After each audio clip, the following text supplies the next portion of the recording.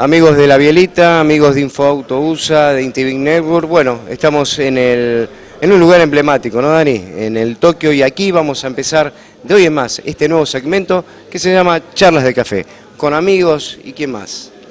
Amigos, anécdotas, parte de los fierros, que es parte de lo que nosotros nos gusta, música, se van a sorprender porque va a haber lindas historias, como esta primera parte, donde hay invitados muchos amigos más, y nos vamos a ir viendo cada vez más seguido en esta nueva oficina de Capital Federal, que es el Bar El Tokio.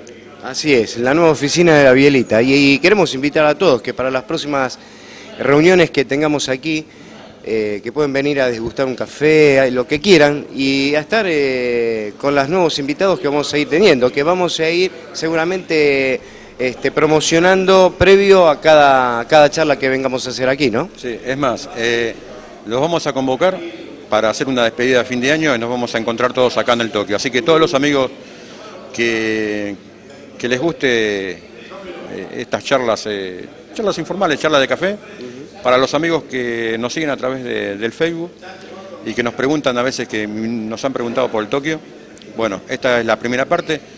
Vengan al Tokio, se van a llevar una linda sorpresa y los invitamos para que, no solo para que vengan a conocerlo, sino que también los vamos a invitar, nos vamos a encontrar acá y vamos a reunirnos y vamos a festejar esta nueva amistad que hemos tenido entre todos, todo ese grupo de gente que nos está siguiendo, y despedimos un año entre amigos. Me parece bárbara la propuesta, así que bueno, arrancamos entonces con esta primera entrega de Charlas de Café desde el Tokio.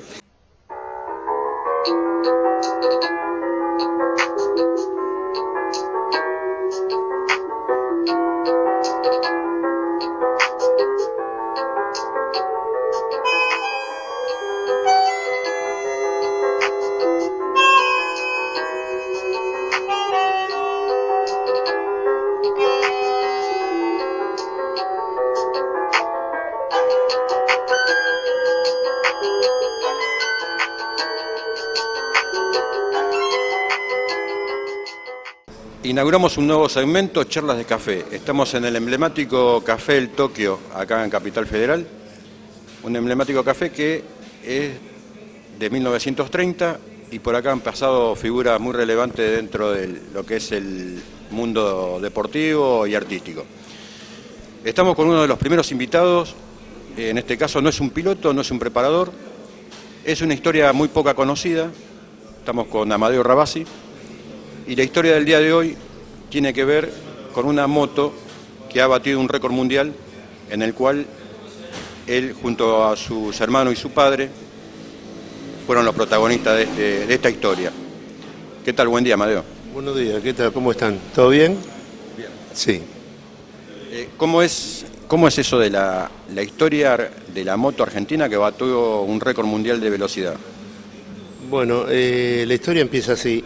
Mi padre era conocido de Baifromeo, que mi padre hizo la primer moto, que fue el Alpino, y de ahí después tomaron una amistad, y entre charla y charla dijeron de empezar a hacer una moto para batir el récord mundial, ¿no?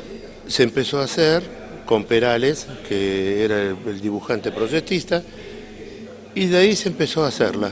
Fue una moto que tuvo sus problemas, ¿no? Como todas las cosas que se hacen, hasta que se solucionaron.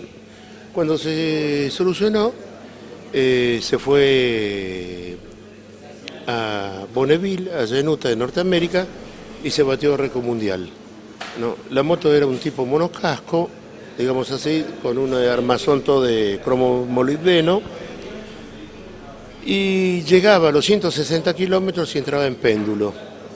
O sea, que hubo que hacerle una horquilla modificable para que cuando llegó a los 215, 220, pudiera mantenerse estable. Se hizo 2 o 3 pasadas y en eso la FIA la homologó y así se batió el récord mundial, llegando a 215 más o menos.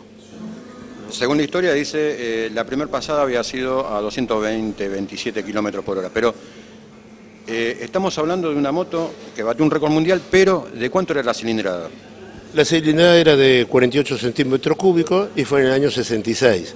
O sea que en esa época batir un récord mundial era mucho. Era un motor Chrysler de 8 velocidades y se refrigeraba por cubitos, aunque parezca mentira, arriba del cilindro se ponía unos cubitos y el calor mismo refrigeraba, como se llama, el motor. O sea, todo lo contrario a lo que conocemos nosotros, el agua. Esto era refrigerado por hielo. Claro, era refrigerado por hielo. Al derretirse el hielo refrigeraba el motor, sí. Esa moto se construyó acá en Buenos Aires. ¿En qué parte se construyó, Amadeo? Se construyó en Aedo, ¿no? Y se construyó después de las 5 de la tarde, cuando nos dejábamos de trabajar, íbamos y se trabajaba en la moto esa, ¿no? Hasta medianoche, la 1, hasta la hora que sea. De ahí los domingos se iba a preparar, se iba a correr, se iba a homologar a Ezeiza para ver cómo funcionaba. O sea que desde las 7 de la mañana aproximadamente hasta las 10 de la mañana, en el aeropuerto Ministro Pistarini se iba a probarla. Y de ahí se iba modificando hasta que se encontró el punto justo. O sea, se encontró bien y entonces se fueron para Norteamérica. Y ya fue homologada. También leí en el archivo de la historia de que esa moto se había mandado un par de veces a Alemania, si no me equivoco, a Mercedes-Benz. Sí, efectivamente. Una vez que se preparó un primer prototipo, se mandó a Alemania, allá en el túnel que tiene Mercedes, y ahí fue, como se llama, cuando la pulieron, digamos así, aerodinámicamente, ¿no? O sea que era una moto que andaba muy bien andaba, sí. Era una revolución, porque 48 centímetros cúbicos, son las mismas motitos de los mismos motores que nosotros estamos viendo en estos momentos, los chicos que hacen los delivery, 48 centímetros cúbicos. Y llegó a 227 kilómetros la primera pasada, ¿no? Sí, sí, efectivamente, son los mismos motorcitos, nada más que estaba un poco más, hablando mal y pronto, pichicateado un poquitito ese motor para que diera eso. ¿Cómo se logró con 48 centímetros cúbicos? Una moto aerodinámica que había que romper esa resistencia, ese coeficiente, pero ¿cómo se logra llegar de 48 centímetros cúbicos a 200 y pico de kilómetros? Claro, lo que pasa es que la aerodinámica quiere decir mucho. Uno lo mira y parece un cohete, parece un torpedo, ¿no? Que baja mucho el coeficiente de resistencia, que era un 0,27 creo, algo por estilo, no me acuerdo en este momento bien, pero era muy bajo el coeficiente de resistencia.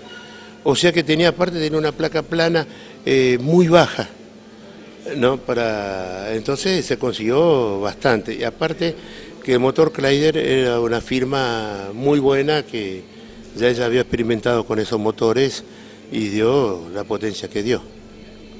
O sea, eligen ese motor, el Chrysler es un motor alemán, ¿no? Porque ya estaba desarrollado. Sí, era un motor alemán que estaba desarrollado, pero aparte del motor que ellos tenían, se modificaron algunas cositas para que dieran más potencia, ¿no? Son motores especiales, no duran mucho tiempo, duran por ahí 3-4 pasadas y después no dura más. Es igual que los motores Fórmula 1 que salen para probar, que se pone por ahí para girar, para hacer tiempo, y después se cambia por ahí el domingo para que sea otro motor. ¿Por qué se decide ir a Estados Unidos y no en Argentina? Porque en Argentina estamos hablando el récord se fue batido en Utah, en Estados Unidos, en Bonneville, que es la famosa salina de los récords mundiales. Pero ¿por qué no se hizo acá, que también había una salina en ese momento? Claro, la salina era de San Juan, pero ¿qué pasa? Cuando apenas levantaba el sol, el agua salía a la superficie y no se podía girar. En vez de Bonneville se pone cada vez más dura. Ese es el problema que tenemos, que no se pudo correr acá en San Juan. Por eso se tuvo que ir allá a Norteamérica. Nada más que por eso.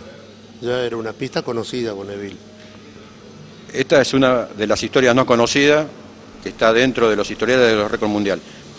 También esa moto fue a Monza, el circuito italiano de Monza, también batió récord ahí. Sí, se batió en velocidad, también la batió allá en Monza. Sí. Fue una moto que dio muchas satisfacciones Y bueno, y así estamos. Todavía creo que es el único récord mundial que tiene la Argentina, de velocidad en 48, sí. Creo que es el único. Esa amistad, ¿no? Porque son los tres participantes de ese momento, tu padre, Baifromeo y Perales, eran italianos. No, Perales no. Perales no. Perales era... no, que era argentino. Baifromeo era nacionalizado argentino, pero era italiano, nacionalizado argentino, ¿no? Y había salido varias veces campeón argentino de motociclismo.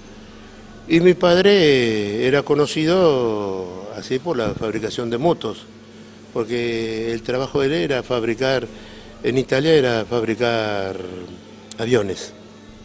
Hacía para la Caproni, hacía la parte de los fuselajes, entonces ya estaba ducho, digamos así, perdonando la expresión, en todos esos trabajos.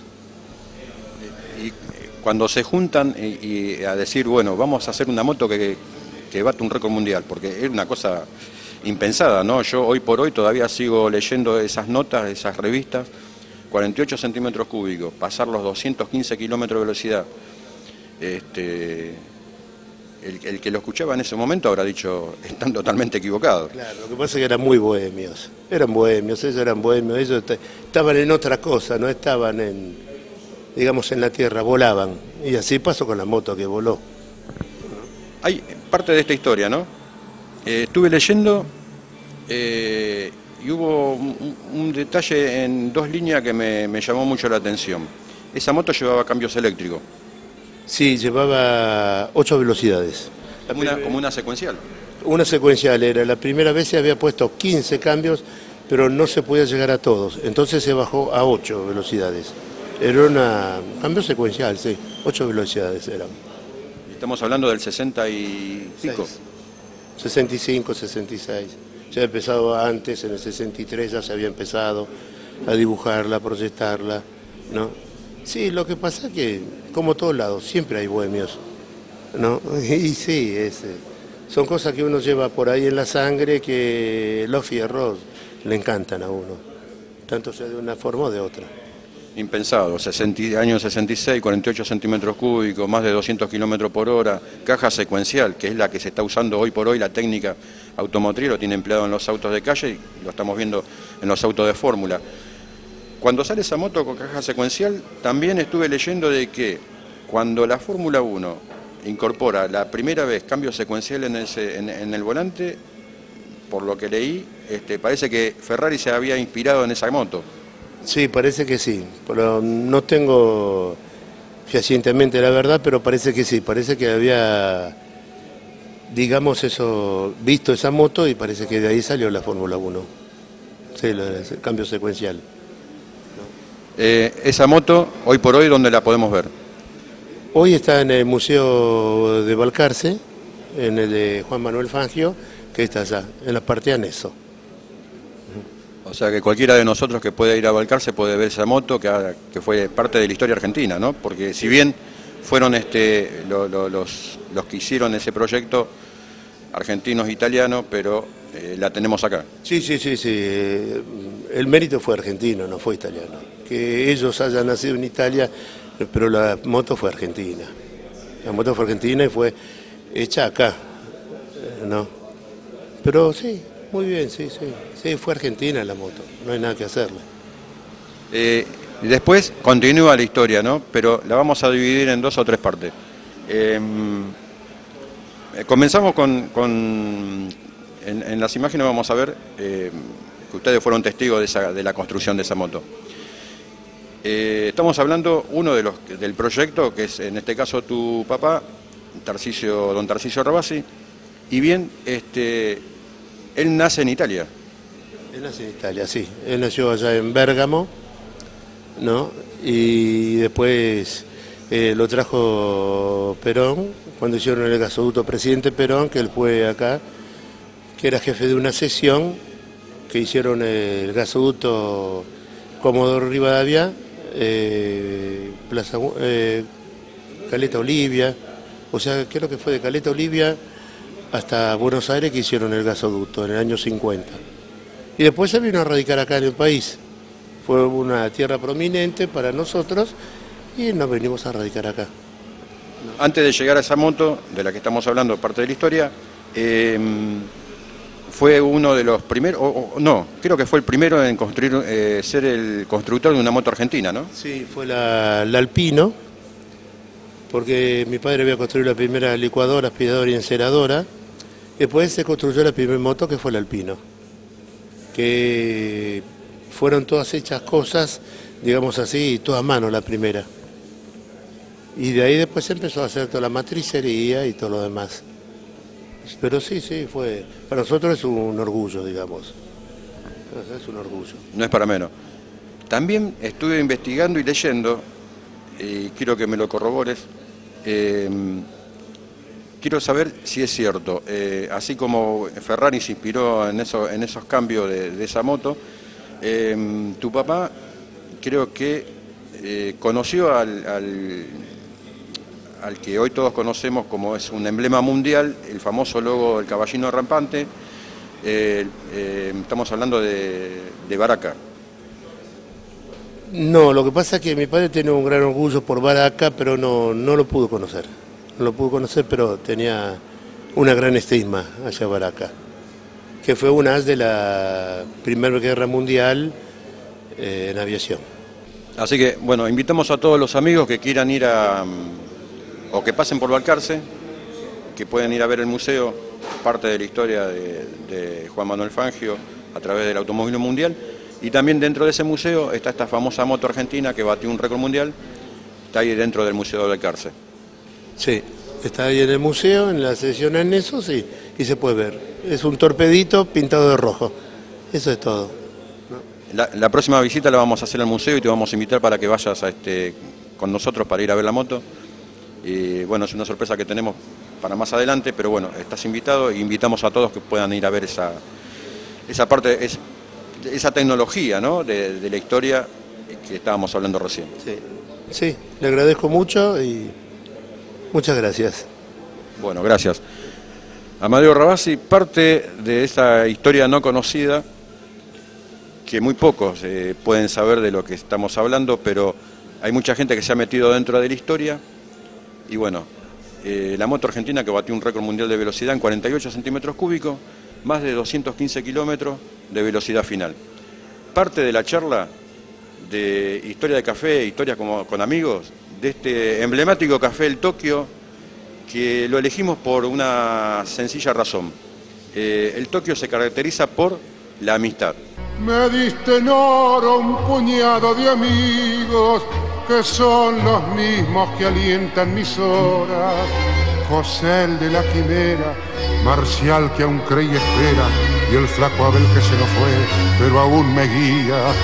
Sobre tus mesas que nunca preguntas, lloré una tarde el primer desengaño, me hice a las penas.